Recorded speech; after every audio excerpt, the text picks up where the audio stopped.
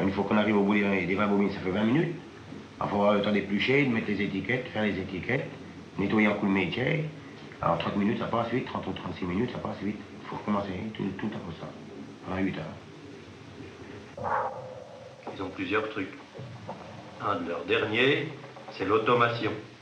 Nous, on appelle ça accélération des cadences. Il y a 2 ans, je me rappelle, à l'étirage, je faisais 188 cops.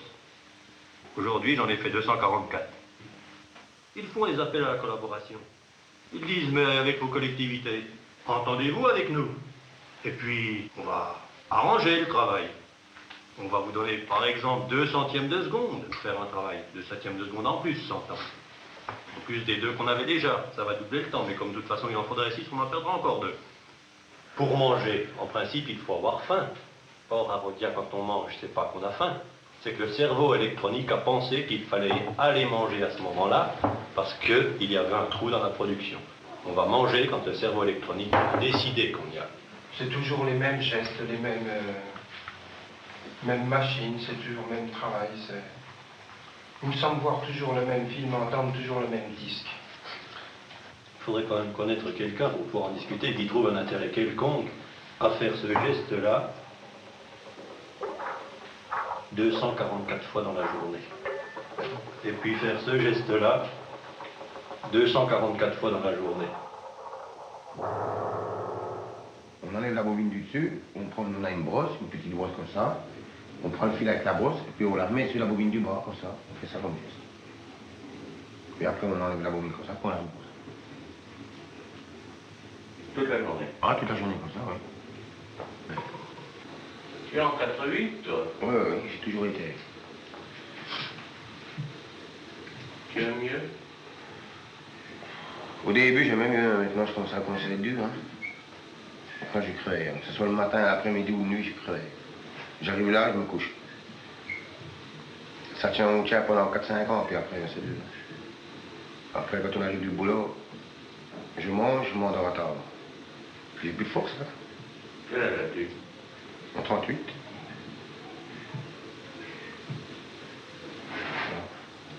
Et il faut parfois que tu dormes dans la journée, alors?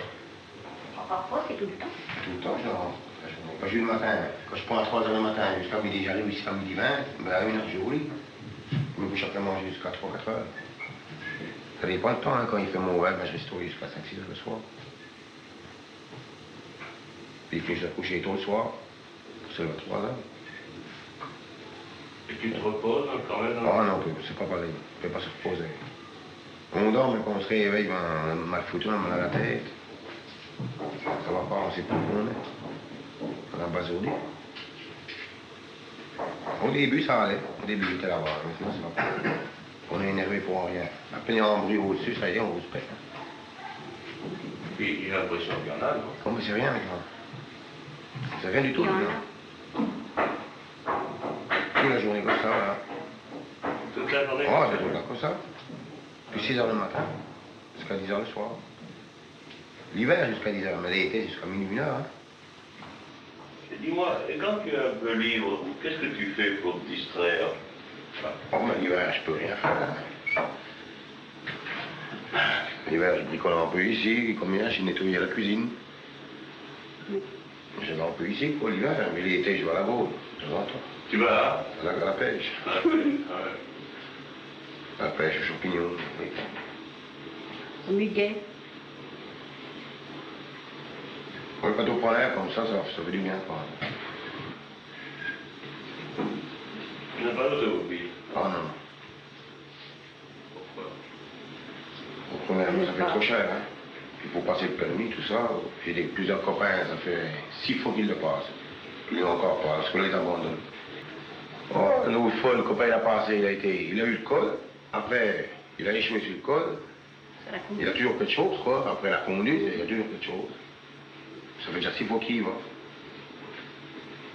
Et sa femme, elle l'a passé là du premier coup. Elle ne travaille pas là-haut? Ah non, non. Après, ils ont la bagnole, mais c'est la femme qui conduit, quoi. C'est putain de merde, là. Pourquoi? Oh, c'est la femme qui conduit la bagnole. Les femmes conduisent mieux que les hommes, non? Oh, c'est à voir. Ah, c'est sûr.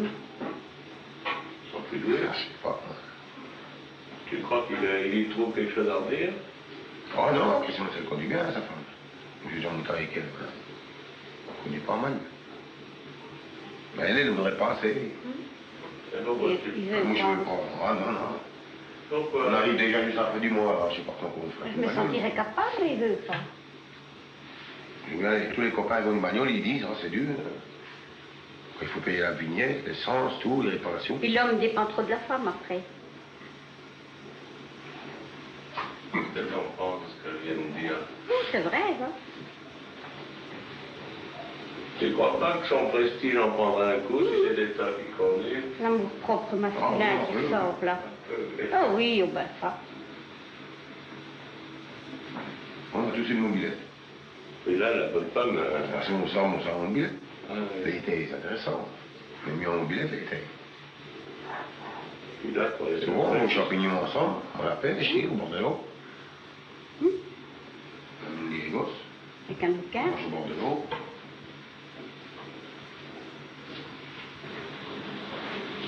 La nature, surtout. La pêche, la chasse. La cueillette des champignons, ramassage des escargots, c'est la nature. Parce qu'on en éprouve vraiment le besoin. Mais c'est vraiment là qu'on se sent le plus heureux. Parce que même un spectacle, même de qualité, eh bien, on a l'impression de toujours cette histoire d'enfermer. Même un beau spectacle, on aime qu'il se termine parce qu'on en a marre d'être entre quatre murs. Alors que dehors, on vit vraiment. Qu'est-ce qui te fatigue le plus, en fait? C'est la répétition de ces gestes ou quoi? Oh non, c'est rester debout, tout le temps debout. On reste 8 heures debout, hein. On n'a pas le droit de s'appuyer sur... Il y a des poubelles derrière qu'on déchègue, et des fois on s'appuie comme ça, on peut collecter. Mais faut pas. On le fait, hein, mais... Si on achète nouveau, ça dépend, c'est toujours pareil, ça dépend des chefs.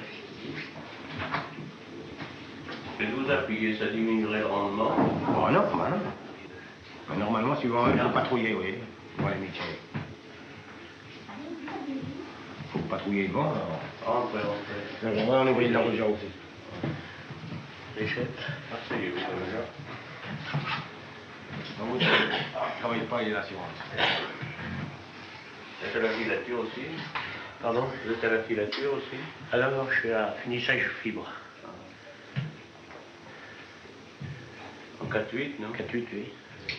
Il y a longtemps que vous faites le 4-8? Ah, ça fait 11 ans. Je suis dans ma deuxième année. Quel âge avez-vous? 39. Et Dastier, vous l'écoutez des fois? Et Dastier de la Vigerie. Ah oui? Ah oui, il est bien. En ce moment-ci, se déroule à Besançon et aussi à Vèze et aussi ailleurs une longue grève. Elle a à Besançon déjà 17 jours.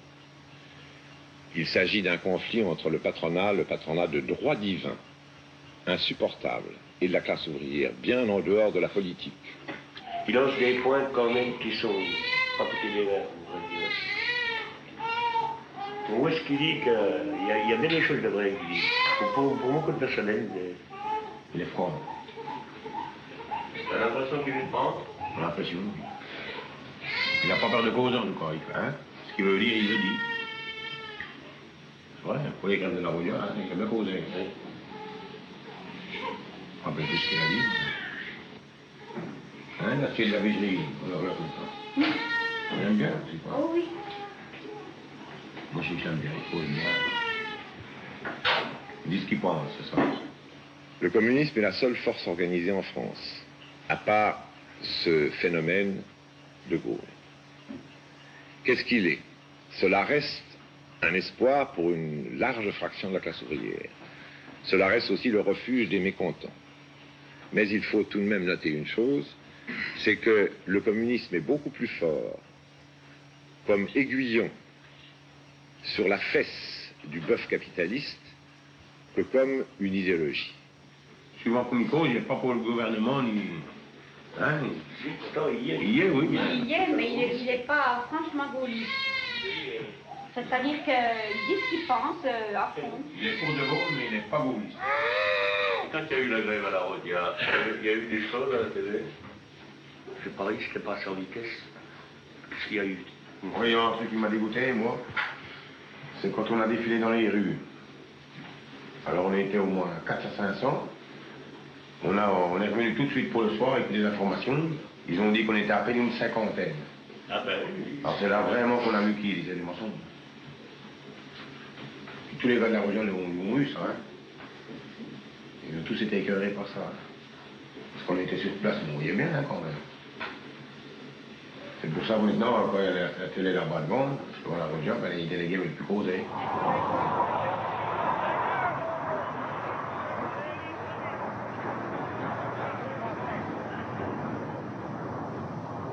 À la suite des licenciements de Lyon, un véritable meeting est organisé devant l'usine. Castella, de la CFDT, explique aux ouvriers un aspect nouveau du problème, où des congédiements à motif professionnel prennent l'aspect d'une véritable épuration syndicale. Sur les 92 camarades, 79 sont syndiqués, d'anciens délégués aux militants. Ce qui prouve que la direction sélectionne et qu'elle a décidé de manger du syndicat. Il y a un chef qui nous a dit que, suivant des bruits, hein, c'était pas officiel, que les patrons ils étaient presque d'accord pour augmenter un peu la prime. Il a pas dit combien, mais que les gars ils resteraient dehors.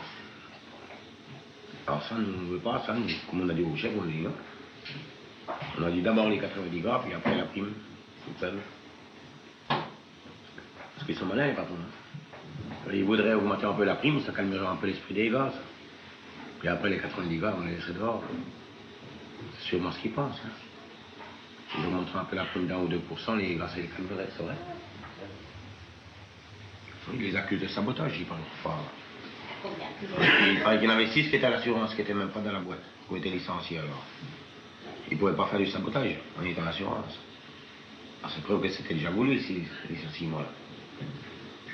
Ils avaient licencié avant la réunion. Je pour casser les reins. Je sais peu comment ils ont fait. Ils en avaient licencié les délégués. C'est pour casser les reins beaucoup, je crois. Bon, il y a 82 syndiqués dans les 90. Je sais peu, là, c'est il y a combien? Il y a 3-4 ans, là, quand ils avaient licencié. Eh bien, ça avait fait le même topo. Moi, je crois que c'est pour ça, pour casser les reins aux gars. Dire avec ça, vous allez vous calmer.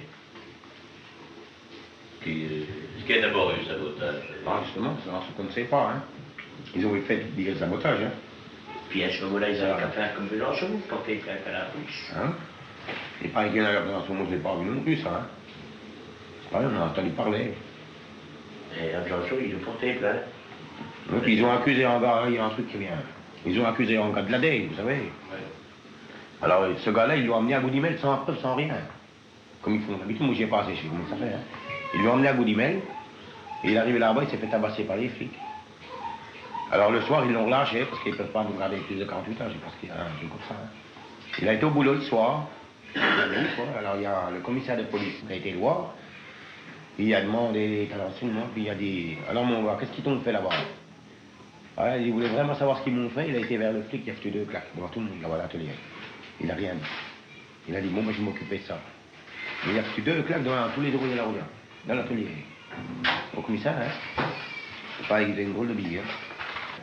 Moi, je proposais de laisser le mouvement comme il était parti. Parce que quand même en pause, pourquoi faire annuler l'1 heure d'aujourd'hui? Non, mais si tu laisses... Pourquoi faire? Parce que les gars... Après le meeting, les délégués prennent la température du mouvement. La réponse n'est pas très bonne. Beaucoup de raisons, entre le spectre des licenciements, mais aussi l'absence d'une véritable unité syndicale, ont fait baisser la combativité. Et les mots d'ordre sont révisés en conséquence. Il faut quand même qu'on prépare un projet. Qu'est-ce qu'on fait maintenant? On fait les équipes qui sortent ou pas? Comment qui sortent? Ah ben, il faut les consulter, il faut poser la même question. À 1h30, on le fait. Pour la journée, tu parles? Ce soir à 8h, l'équipe, il faut la consulter, mais il faudra être rapide, quoi. Voilà. Le principe, grève de 24 heures, vendredi, en laissant tourner les copains de défilature et en leur demandant de s'engager à verser intégralement leur salaire pour les copains qui sont licenciés à l'heure actuelle à Vez. Même s'ils étaient réintégrés, tu comprends, il y a quand même une perte de salaire qui se pose, etc. Hein, donc il faut les aider. Je crois que ça serait pas mal.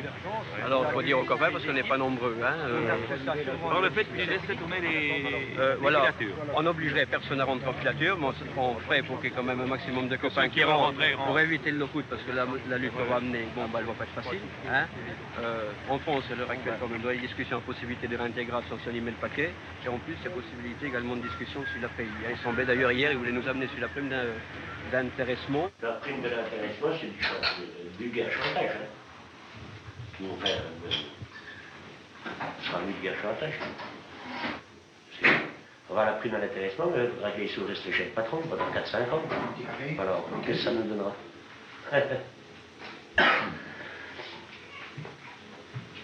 Non, c'est une mariole.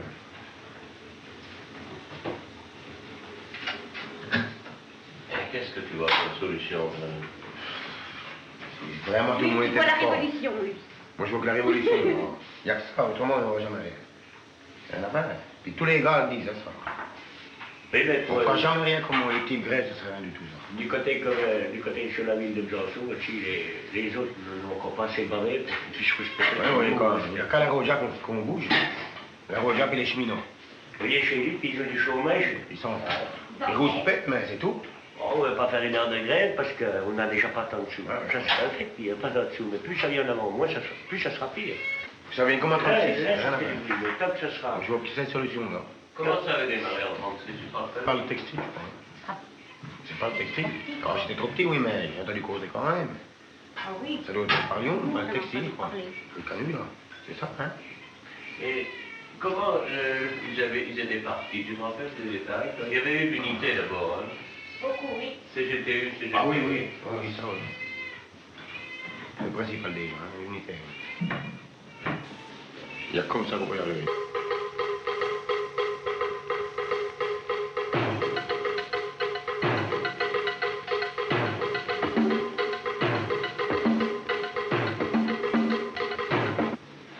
Allez, au boulot. Bon, alors, messieurs. Ah, je me le trouve aussi. Au revoir. Salut Dédé, je me trouve aussi, hein.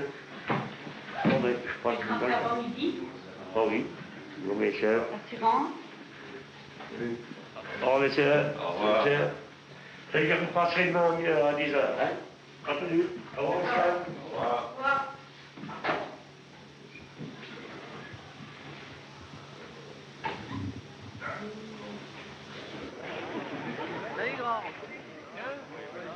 Le vendredi, 2 jours avant Noël, le mouvement de grève annoncé a lieu. Pour les ouvriers des filatures, la consigne des syndicats est de rester à leur poste pour ne pas donner à la direction un prétexte au lock-out, mais en faisant don de leur salaire aux licenciés de Lyon. Les autres sont incités à faire grève, y compris les mensuels, les bureaux, les cadres, tous ceux que les grands mouvements de la base ont toujours moins concernés. Les ouvriers sont d'autant plus amers à leur égard que lorsque des suppressions d'emplois ont menacé les mensuels, eux se sont solidarisés.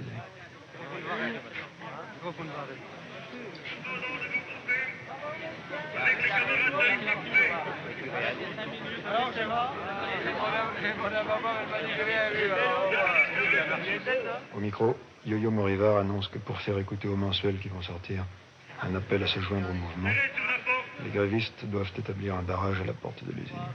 Pas le temps. D'autres ont eu le temps pour toi, salaud.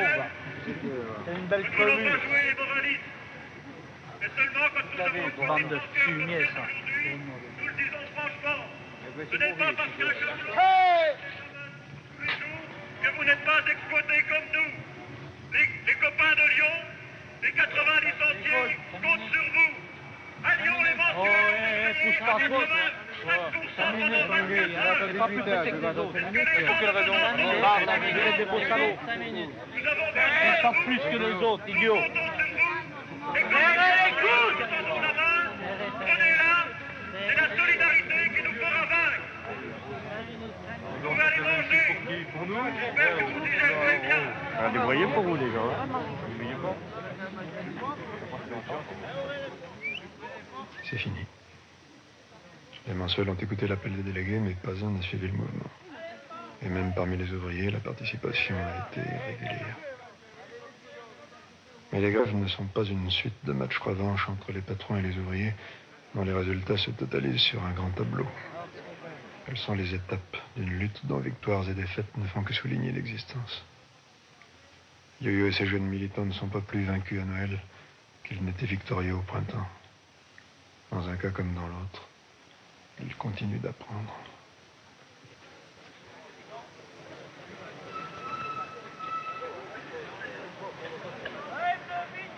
La grève de Rodiane n'est pas un échec parce qu'ils veulent donner un Noël à leurs gosses et ils sont obligés d'aller travailler. Et ils savent qu'on a raison. 10 000 travailleurs, on peut estimer à 10 000 travailleurs ont perdu une journée sans... Comme ça, là, c'est pas un exploit, ça, non, c'est ça la solidarité, c'est quelque chose de formidable. Je sais pas, moi, comparé à ce que nous dit Guy Lux ou à ce que nous dit France Dimanche, c'est quand même formidable, c'est une autre gueule, non? Oui, c'est sensationnel, mais il y en a qui n'en sont pas conscients. C'est pas sensationnel, c'est normal, c'est la classe ouvrière. Oui, oui. Et c'est ça qu'il faut avoir conscience, quoi, que les gens, que c'est pas les conneries qu'on nous raconte qui sont belles, c'est parce qu'il n'y a pas dans France Dimanche ou dans Ici Paris, mais c'est dans ce que fait la classe ouvrière. Enfin, perdre 5000 francs parce que des copains ont été licenciés et encore aujourd'hui verser des sommes de salaire pour que ces gars-là aient leur salaire d'assuré. Si ça se savait, ça, un peu, si on pouvait le développer. C'est pas de la culture, ça? Si, même beaucoup. Mais je veux dire aussi aux patrons qu'on les aura, c'est sûr, parce qu'il y a cette solidarité et qu'eux ne savent pas ce que c'est. On vous aura, vous en